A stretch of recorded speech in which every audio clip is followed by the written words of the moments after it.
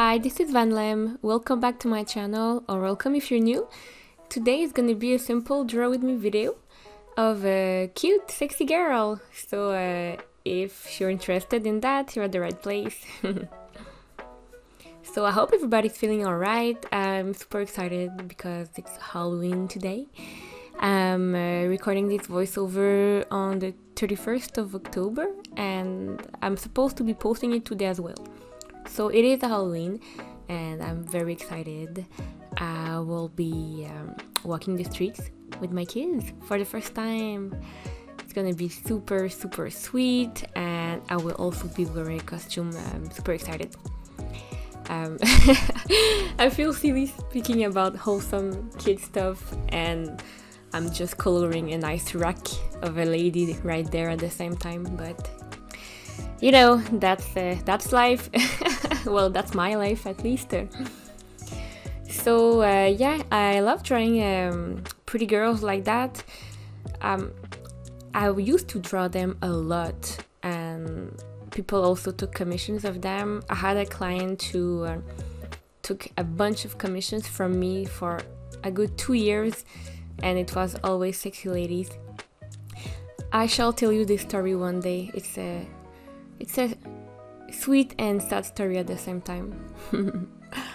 But yeah, I remember that when I used to draw more girls like that, I used to have more reach on my social media.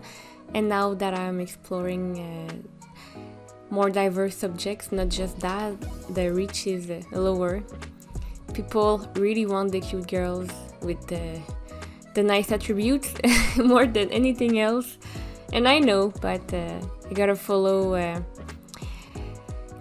the road I'm meant to, and where my inspiration takes me. So I think it's been almost a year since I started drawing mostly in my sketchbook. Before that, I had been drawing digitally for forever basically, and I felt that I wanted to upgrade my skills. And digital painting had become a crutch for me in some way. So all year I've been kicking my own ass to draw on paper more and more. And it's been super cool to draw in my sketchbook and drawing more subjects. And now I even got some cool books to learn from. I want to draw more nature, objects, animals. It's been a really fun time.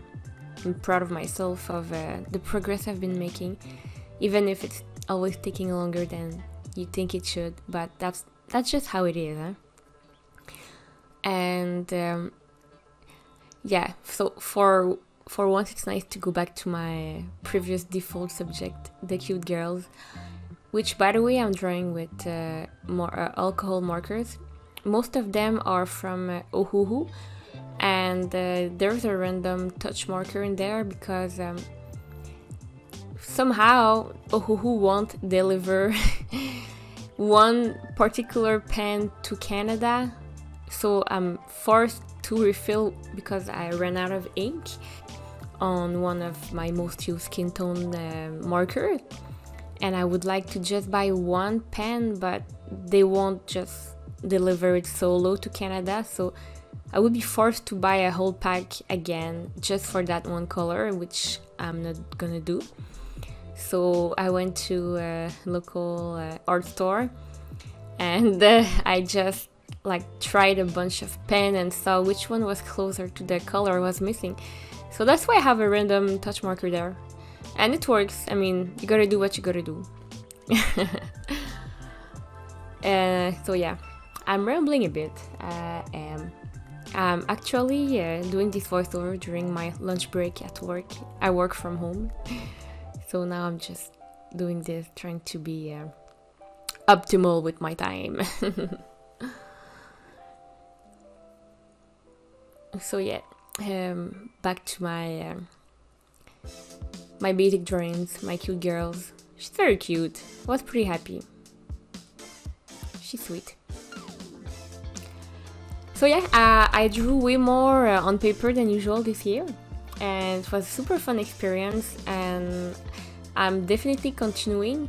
And I think that digital is gonna be, for the moment, mostly used when I want to make a piece more official, like I'm gonna make prints or stickers and all, so I can perfect them more, not be limited by what it is. Like on paper, you can't undo forever and correct everything.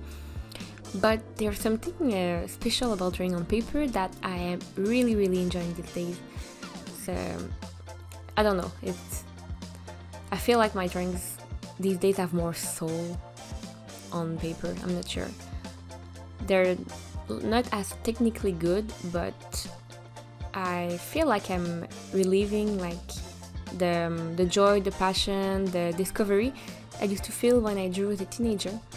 And that feeling is priceless, and it's just beautiful. It's just fun to pursue and get better, and I would say, like a perfectionist, and I'm trying to beat that, but I'm learning to give myself more grace, and I'm at a point where I'm just happy to be there and to be learning, and I'm gonna be a student forever, trying to learn stuff and just be inspired by art and life. And I think that's a beautiful gift of life, to be able to do that, and trying not to take for granted all the time I can put into art. I've been, if you listen to my previous video, I think I mentioned that I started tracking my hours of drawing, just so I would know the truth, because it's extremely easy to say, oh, I never have time, why am I not improving, I'm drawing a lot, but are you really? So yeah, I've started to do that, and last month I think I had about 15 and a half hours, which is not that much for someone who really wants this to be like my main side quest, outside of like work, kids, family, blah blah blah, things I gotta do. So yeah, I need to forge more time for that. And now today I calculated my hours, and I'm at the same point. I'm also 15 hours and a half of drawing for October. Well, it's gonna be a little bit more because I managed to catch barely earlier, so maybe I'm gonna be 16 hours. But yeah, I don't like those numbers, and I know that for them to change, things would have to change, and at some point it's hard. And I've been reading lately often that success has a price, and you gotta find out if you're willing to pay that price. And if I want to reach a level in art that I want, that I think I would be satisfied with, I understand more and more that it's gonna take more sacrifices. Like, it's not with 15 hours a month that I can reach there at all. I'm extremely far from what I need to do. And the people who get there, they draw a lot, like pretty much every day, and they accumulate those hours. And I'm sure that to manage to have that time, they sacrifice other places. Like, there's less Netflix, there's less going out, seeing friends, going on dates, probably. Like, eventually it becomes like a choice, and that's where you ask yourself the question, like, is this a price I'm willing to pay for that? Because we all just look at the gift, we look at the accomplishment, and we think that's amazing. We want people's success, but we don't want their sacrifices. And being more honest with me about that, it's helping me. And I definitely think I can put more hours into that. I'm just gonna have to see what price I'm willing to pay, aka what am I willing to sacrifice.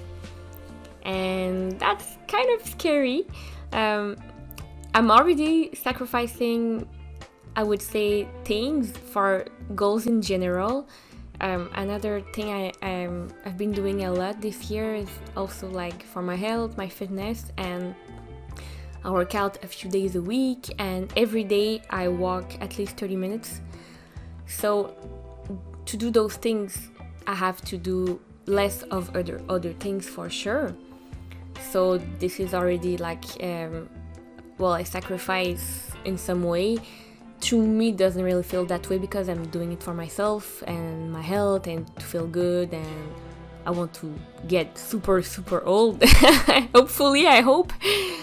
But yeah, it's beneficial in many ways, what I'm doing in that way. And yeah, with all my projects, I don't watch as much TV or watch movies. Like, it's not much compared to what I'm reading is the average for people. Because when I have a little time to myself, I tend to default to drawing, or while going for a walk, working out, something like that, or spending time with my boyfriend. Because life is busy with the kids, and often we are mostly hanging out with them. So yeah, you really gotta make the choices. And I used to be a huge gamer, like I game so much, and as I grew older, the less time I have, the more intentional I have to be about it. And usually when I feel like gaming, I'm thinking that, I don't know, those 40 hours that I could put into a game, imagine how I could improve if I drew for 40 hours. And it kind of makes me feel bad, and I end up like doing the drawing. So these days, and I'm not saying you should do that because I think I need to break out of it, but it feels like the only mindless, I would say, quote unquote, entertainment I let myself have is like watching animes with my boyfriend, because I count it as a couple time. But if I have like alone free time, I feel guilty doing something just myself that is not aligned with my goals. And I know I'm being too intense, and play is important, and resourcing yourself is important. So this is something I'm still trying to find a balance, and probably in a year, after more practice and introspection, maybe I'll find a solution. I might tell you. But yeah, it's interesting. But yeah, people, I think that tracking what you do with your free time is a good estimation to have the real answer to why things are not improving as fast as you want them to. And you'll probably find that most of the time it's your fault. Not saying that in a bad way, but most of us can improve our time management skills, and it's been my mission this year. And that's how I managed to draw my 15 hours, which is not that much, and that's with so much effort. So yeah, I'll do better. Anyways, this was a rambling session of myself again, and I hope you enjoyed this drawing and spending a bit of time with me. And I shall see you in the next video. Thank you so much. Have a good day. If you liked, please like and subs. Thank you. I love you. Bye bye.